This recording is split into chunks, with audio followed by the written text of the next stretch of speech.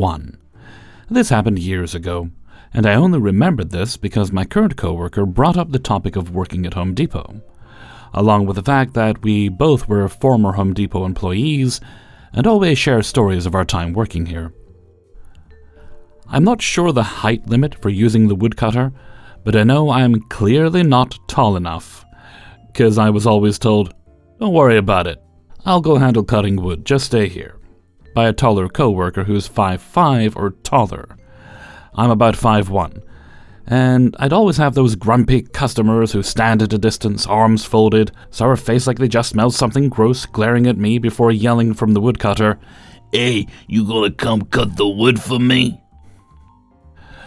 To which I motioned that I've already called someone to come assist them, and the worst incident would be when someone walked up behind me, grabbed me by the arm, kill them, as I'm ringing up a customer and tried to drag me over to the counter yelling, "They can wait a second, I've been waiting 5 minutes already, cut my damn wood so I can leave." I mean, you could just leave without the wood. That's always an option. He's lucky I didn't lash out, kicking his shins out from under him. I managed to shake his hand off me and tell him not to touch me again, or I'll have him reported for unwanted touching. He started yelling that he's been waiting for hours and nobody wants to assist him. Well, not with that attitude, buddy. I again told him I have already called someone to come assist him, and he didn't need to grab me or drag me away from my customers, including that the cameras clearly saw what he did. "Well, if you just do your job, I wouldn't have to drag you to the cutter." The pro-desk coworker says, "You shouldn't even have to touch her, because she's not even allowed to be near the cutter and she just told you that she called someone over to help you." "And who are you?" "I was going to help you, but seeing how aggressive you were towards my coworker, I don't think I should offer you service." "What a bunch of BS, I didn't even pull her aggressively, so you admit you pulled her." "Fine, I don't even need this wood, I'll go somewhere else where the employees actually do their jobs." Some say he then started his own store with hookers and blackjack. Then he stormed outside, yelling angrily about how he barely dragged me anyway, and laying on his horn until he left the parking lot. Like that was supposed to offend us somehow. 2. Stop complaining to me about what's in stock. I'm a sales associate. I'm not a manager, I'm not corporate, I'm not our warehouse. Complaining about it to me is like flinging poop to a wall. It will not accomplish anything, and no one above me cares about feedback regarding stock, as they have a whole computer system that tracks things, such as how well a product sells, etc. I understand it is frustrating, but that doesn't change the fact that I cannot conjure up an item and pull it out of my butthole for you. I can try, but now we're back to flinging poop at walls. Even if I explain, "Oh, sorry, we don't have what you're looking for today. Unfortunately, we also can't order things ourselves or make requests. We just get whatever corporate sends us." AKA, "Sorry, but I cannot help you here." They still want me to do something about it, or want to complain about. "Whoever does your ordering." Like, no, you don't understand. Listen a little closer. No one who is regularly here does our ordering, and our ordering is based off numbers. I can't do anything for you. I can assist you with alternatives. I can tell you a different place to try. I can suggest a website. I can offer to take a phone number and call if an item does come in, if I am anticipating that it will. I can tell you to check back on our shipment days. Not much else I can do for you. I just don't understand the logic of walking into a store and just absolutely expecting the exact thing you want to be there. Things sell out. Shipments can be delayed, etc. Products get recalled or pulled due to expiration sometimes. If a store is out of toilet paper, just to use as an example of a necessity, that's one thing, and yeah, kind of a big deal, but still, what can you do about it other than try somewhere else? I get asking, where is all the toilet paper? But if you expect me to have a solution for you, sorry. I do not, and neither does my manager more than likely. I need to buy toilet paper too, so I'm just as screwed as you if that's the case. I obviously go shopping since I am, too, part of society. If I walk into a store, regardless of what kind, and find out they don't have what I wanted, I move on, and try to locate it elsewhere or online. Some stores do give you the option of ordering stuff for customer requests, and that's great. However, I work in an industry where that really isn't a thing. It's like logic leaves their brains and switches to magical thinking when it comes to shopping. They must and will for sure have this obscure item I am looking for, and if they don't, it's the cashier's fault, obviously. Again, I get the frustration, but it just doesn't make sense to take that frustration out on someone who is telling you there is literally nothing they can do for you. I've answered your questions, confirmed we don't have a thing, explained our process, and now it's your job as a customer to continue your journey. Elsewhere. 3. A little backstory. A while back I came out as a trans woman, and everyone reacted as I expected. Family, friends, and co-workers. But my co-workers seemed to be more defensive over people dead-naming me than anyone else. And with staff turnover, it meant that the core staff would always introduce me to new staff as my preferred name, rather than my birth name. And lately, when crew members see my legal birth name on the rota, they ask who that person is, which is what makes me laugh and reminds me of the following story. So it's mid-afternoon, and I am just in my room, possibly playing a game in my PC, not important, when I get a call from Grandma. I say hello, and ask what's up. She seemed like her normal preppy self, but it's clear she's a little bit shocked and appalled that so many people at work don't know who I am. I'm a little confused as to what she's talking about, so I agree with her and ask her to explain. She tells me that she went to visit me at work, and when asking the staff behind the register, they'd never heard of me. I told her that we do get a lot of new staff and maybe they haven't met me yet. She then proceeds to place the last piece of this puzzle and tell me that she asked for Jack, but no one had heard of a Jack working there. At this point it all made sense, and I covered the phone speaker while I headbutted my computer desk. I reiterated that they must have been new and hadn't met me yet. Then we ended the call, and for once, I was looking forward to my next shift. I went in for my shift and casually said, "So, I heard my grandma visited the other day." And this is what they told me. Grandma walked up to the register and asked Newbie, who did actually know me, but is Jill, if Jack was in today. Newbie looked puzzled and told Grandma she doesn't know a Jack that works there. This was the first button pushed that set Grandma off in a speech that put me up on a pedestal, like I was someone to be very lucky to know. Then Andy showed up to the counter, and my grandma asked if he could tell her if Jack was in today. Andy also knew me as Jill, and thus had no clue how to help Grandma out. Second button pushed, Grandma set off depicting me as a biblical god. Only a little bit of an exaggeration, but luckily Mike, knows me by both names, saw from behind the scenes what was going on, and quickly rushed around the counter to explain that Jack was not in today, but also informed her that I go by Jill now. All buttons pushed. Grandma quickly silences Mike and informs him that nobody uses that nickname around her because she doesn't like it. Oh, come on, Grandma, be cool. I wish I knew what other things were said during this moment of confrontation, but when I caught up with Dylan, he gave me the ending I didn't know I needed. This whole time this was happening, Dylan was on his break in the restaurant area. He watched it all go down as he ate his meal. But then suddenly Grandma turns around and walks towards him.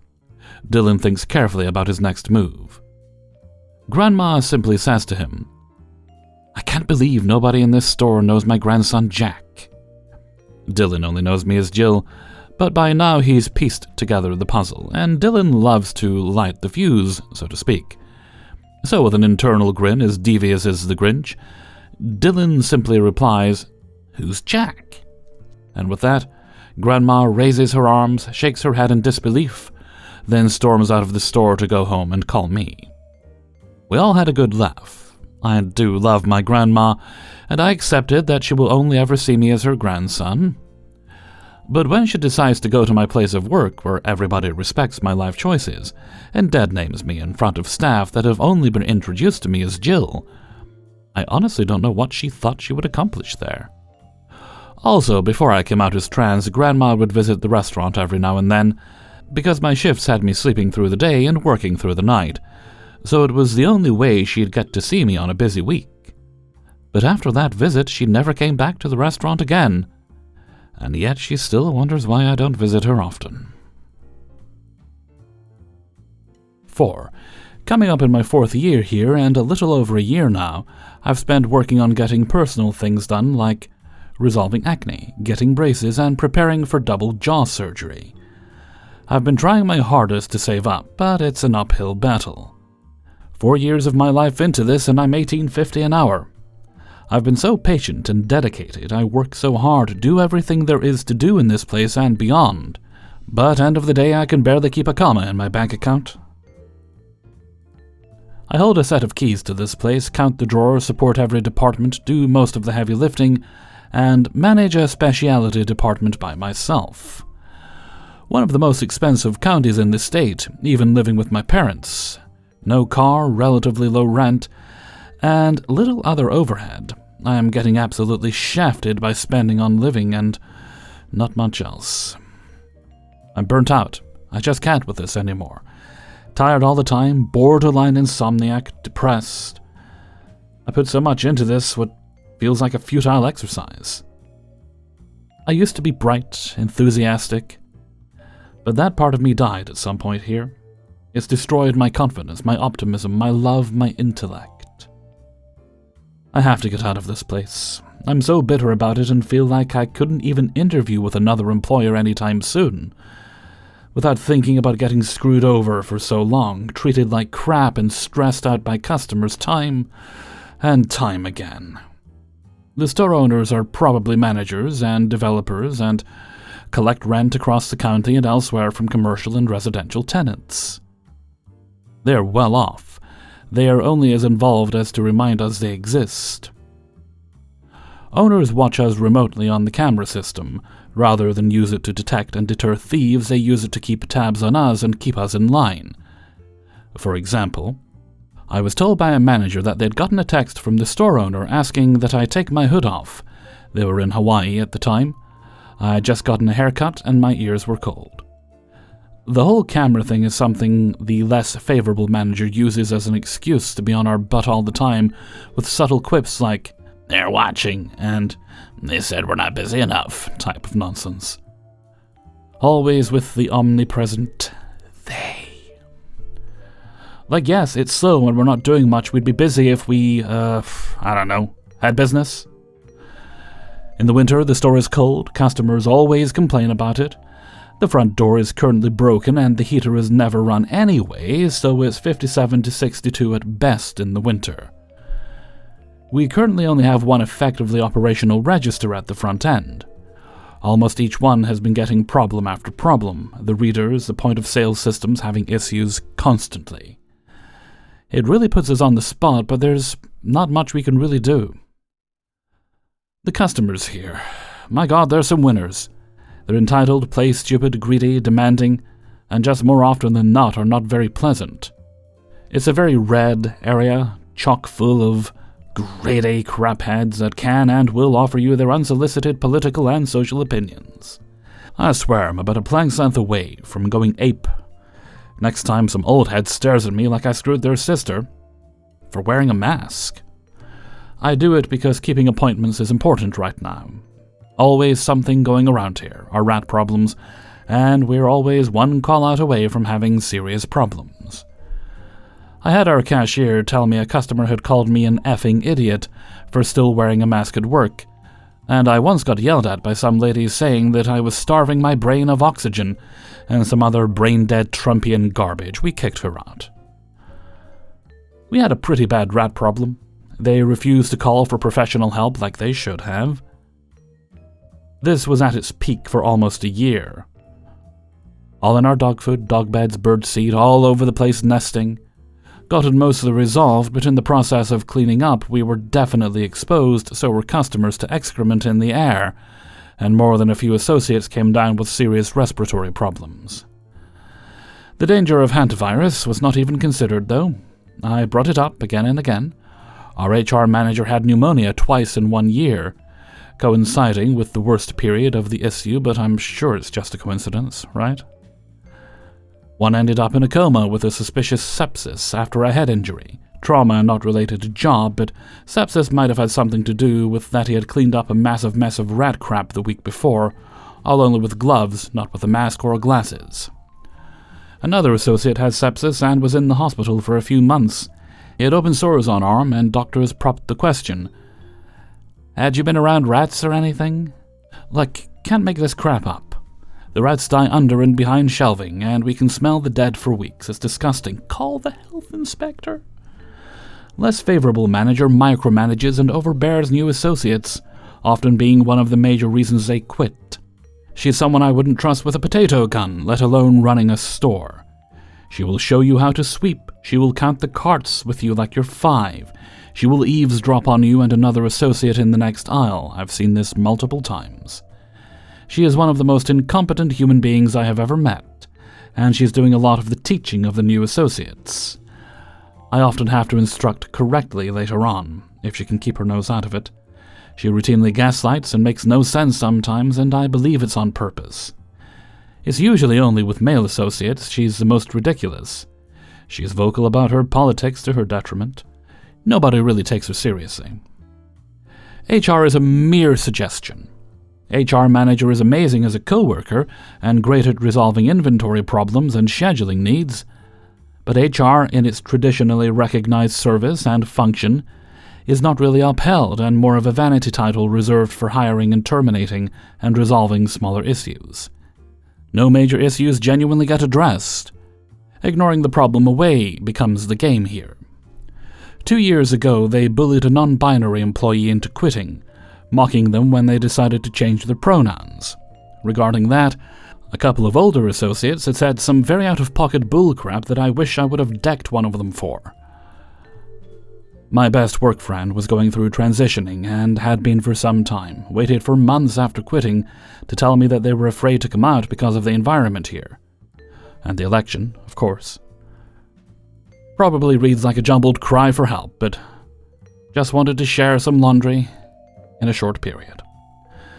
There's countless health and safety concerns, lack of respect towards employees, unacceptable surveillance of employees, terrible pay for even long-term associates, no raise structure, no benefits offered, hours kept capped just under actual full-time. Only several of us are. You are expected to learn and execute new, sometimes complicated specialities with no prospects for a raise. You are constantly badgered, micromanaged, questioned, instructed on the mundane and under a microscope. As a modern workplace, this stands as the antithesis of what a business should be and how business owners and managers should behave. I have learned a lot here, for sure, for better or worse. Screw this job. I will be quitting this year, taking some time off to myself to decompress. Hellfreezer's note: make sure you call the health inspector when you do quit. And report them to any other legal governing body you can as well, because it sounds like there's many violations going on there. 5. Working part-time as a grocery store cashier in Germany humbled me. Today is my last day. I have nothing else lined up, but I'll find a way. Timeline of some events. On my first day, a supervised training day, a customer physically threatened my supervisor, retail, how I don't miss you, telling her to get her butt to another register and start scanning his poops. He may have phrased it a touch more strongly. He then escorted, more like was dragged away by security. Became a laughingstock to other customers. My first unsupervised shift was a nightmare. I was slow because I had to look through an unsorted 10-page list and manually input a ton of items. The store had a huge assortment of products with no barcodes, like fresh bread, and I hadn't memorized all the product codes, or at least where to roughly find them in the list. Customers would straight up scream at me and call me dumb and slow. Your colleagues can ring up my vegetables way faster than you. You still have a lot to learn. Bitch, you think I care about memorizing a supermarket items list? If you're upset about it, then I'll take my sweet time. This is my boss's issue for not putting a sturdy system in place. You're literally 70, retired, and have nothing better to do than bitch and whine in the grocery store. One time, an 80-something-year-old woman put her money on the register belt while I was scanning and manually inputting some of her items. Her money slid to the packing area, and she lost it. Why did you let my money slide away? You have a lot to learn still. When I told her it was her fault for putting the money on the belt, damn right, instead of handing it to me, she got upset, accused me of having an attitude, and acted like I'd personally wronged her. German boomers love this phrase. You'll have to learn a lot. As if cashiering is the pinnacle of my knowledge, and my whole future as a 22-year-old. Just take your crap and leave. I do not want your opinion, nor your attitude. Let me see you be in my place. Will you know how to do everything in your first week of work? On multiple instances, customers come up to me and hint that I am special. Why does me working in retail automatically mean I am special? I don't understand that. Have these people never worked customer service jobs before while in college or after losing a job? No, bitch, I'm not stupid. I'm working here till I find something better. Hey everybody, Hellfreezer here, and thank you very much for listening to Adventures in Fast Food and Retail, episode 227.